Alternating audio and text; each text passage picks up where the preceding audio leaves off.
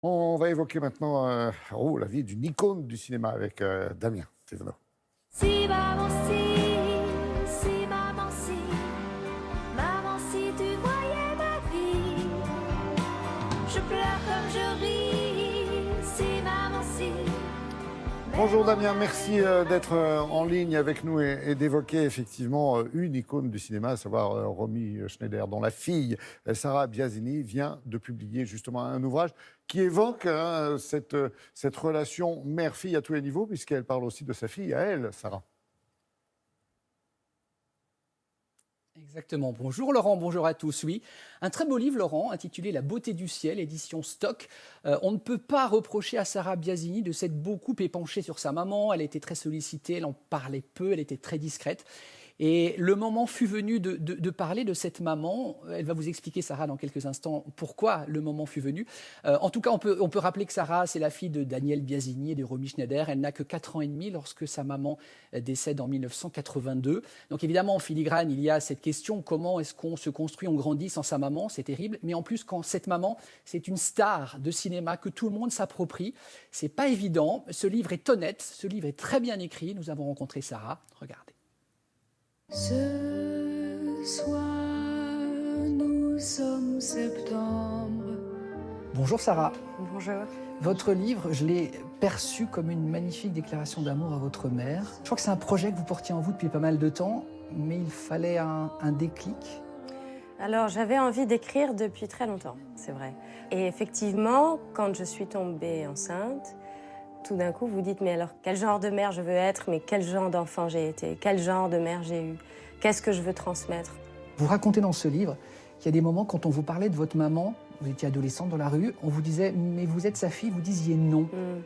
Parce que, quoi, ça vous ramenait à cette maman qui n'est plus là, en fait? Oui, et puis j'avais pas envie de laisser la porte ouverte aux questions qui pouvaient arriver si je répondais oui. Je ne savais pas trop que faire de leur peine à eux. J'étais pas, mais j'en suis pas particulièrement fière. Hein. Enfin, je veux dire, j'ai pas honte d'avoir dit non, mais voilà. Je pense qu'il y a des moments où on a des besoins de repli sur soi.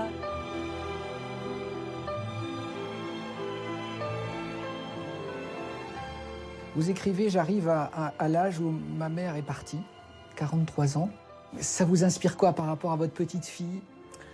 Bah c'est là justement, c'est ça aussi, c'est le problème, c'est la peur de la laisser seule, c'est la peur qu'il m'arrive quelque chose, c'est la peur qu'il lui arrive quelque chose. C'est très jeune pour disparaître.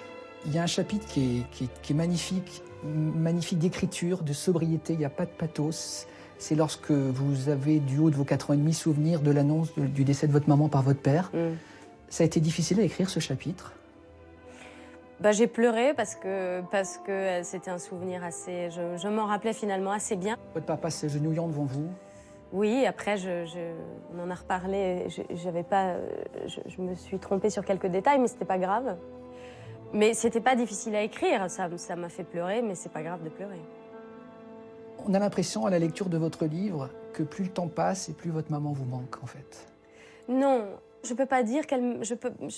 En tout cas, vous dites peut-être qu'à 4 ans et demi, le manque était forcément moins présent que plus tard, parce que vous étiez encore trop petite. Ben, c'est bien sûr qu'on se demande, j'aurais toujours des questions, comment la vie aurait été si elle était toujours là, quels auraient été nos rapports, nos discussions. Quelle grand-mère aurait-elle été? Quelle grand-mère elle aurait été. Bien sûr, tout ça. Après, oui, je voulais l'aimer dans un livre, et aimer ma fille. Aimer ma fille, ça voulait dire aimer ma mère aussi. Enfin, mais c'est un amour maternel dans les deux sens. Oui, oui, c'est ça. C'est ça. Merci beaucoup, Sarah. Merci à vous. C'est ma vie. Quelle franchise, que de mots si bien choisis par Sarah, qui présente sa maman, hein, Romy Schneider, comme une femme plus gaie qu'on ne l'imagine. C'est vrai qu'on a toujours parlé d'elle avec les drames qu'elle a vécus, etc. Mais c'était une personne enjouée, Damien? Elle insiste exactement, Laurent, dans son livre, Sarah. Elle dit, regardez la photo de Romy Schneider souriante. Elle dit, ma mère, elle était comme ça. Elle avait des grands éclats de rire. Elle aimait la vie.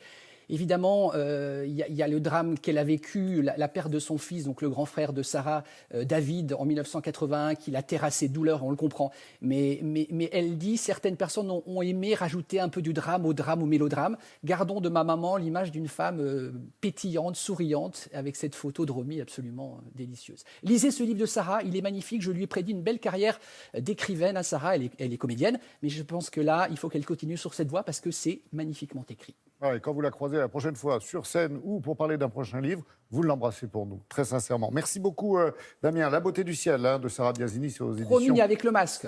Ok, super.